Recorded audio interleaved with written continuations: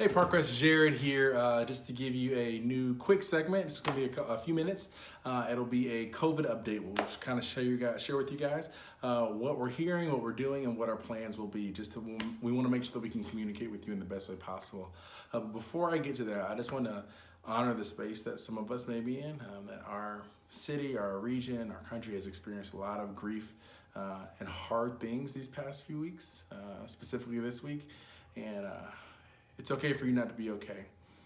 And I just want to make sure you heard that from me directly. Maybe you're confused, maybe you're angry, trying to figure it out. I really want to encourage you to lean into listening, lean into learning. And my wife and I, we said a prayer this past Sunday, to pray specifically against fear, because in times of uncertainty, it's very easy to go towards fear. So make sure we do that. Pray for wisdom. We want to pray for justice because that is the heart of God. We talk about that in the context of our worship, how worship without justice is just noise. We want to make sure that our worship is heard by God. And finally, pray for ears to hear and listen to one another and listen to the voice of God. And so whatever space you find yourself in, I just want to encourage you right now with that. Know that we're praying with you and we are for you. So about COVID, so let's throw COVID in all this as well. I want to kind of give you a very quick update of what some of our bigger picture plans are. First of all, thanks for everyone who filled out the survey. It's very helpful to know where our congregation is, and just a few learnings. We'll kind of be disseminating that in the future. Some high level things is that for the most of our congregation is still cautious about re-entering into the space right now, but also have enjoyed our streaming worship as well too. And so one thing we want to commit to is to be able to lead well in this season. And so we are going to continue to do the stream for as long as that we can, and also increase some of our technology so that we can do it better as well. And so just want to kind of honor that. And so we had a plan, but a few people from our team met with the mayor this past Friday, and we got a little more clarity on what we need to do as a business to open up, what we need to do just operationally, cleaning solutions and everything to be able to open up well. And we are several weeks away from being able to do that well. So I just wanted to put that out there right now.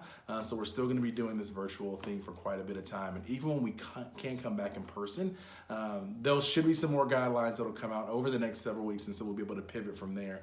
But as of now, if we did a service, they're discouraging singing. There also is no children's ministry as well. And so that's things that we want to make sure that we can provide a great experience. And what would that be like? I got my haircut, sure you can notice today, and it was a different experience. Like I had to cover it with my mouth the entire time while I was in the chair. And so those are the types of things, like I said, that we have to think through as a church to ensure, one, that we love our community well.